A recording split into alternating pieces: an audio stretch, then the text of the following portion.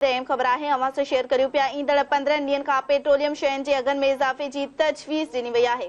ओघरा 15 खां 30 सेप्टेम्बर ताईं पेट्रोल जी फ़ी लीटर में 17 रुपए जे इज़ाफ़े जी सिफ़ारिश करे छॾी। डीज़ल फ़ी लीटर 24 रुपया वधाइण जी तजवीज़ समरी नाले वारी वज़ारत ॾांहुं उमाणी वई आहे। वज़ीर आज़म सां मुशावरत बाद अॼु नवनि अघनि जो ऐलान कयो वेंदो।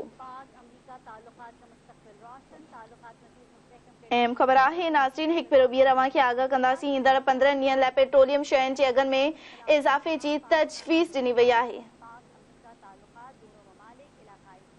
ओघरा 15 खां 30 सेप्टेम्बर ताईं पेट्रोल जी फ़ी लीटर में 17 रुपए जे इज़ाफ़े जी सिफ़ारिश करे छॾी।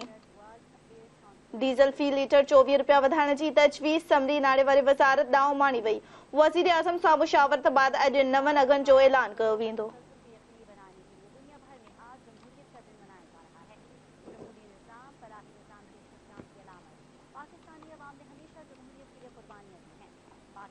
अहम ख़बर है नाज़रीन आगाह कंदासीं अवां खे। ईंदड़ 15 ॾींहनि लाइ पेट्रोलियम शयुनि जे अघनि में इज़ाफ़े जी तजवीज़ ॾिनी वई आहे।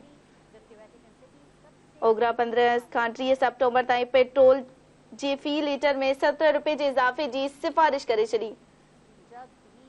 डीज़ल फ़ी लीटर 24 रुपया वधाइण जी तजवीज़ समरी नाले वारी वज़ारत ॾांहुं उमाणी वई आहे। वज़ीर आज़म सां मुशावरत बाद अॼु नवनि अघनि जो ऐलान कयो वेंदो।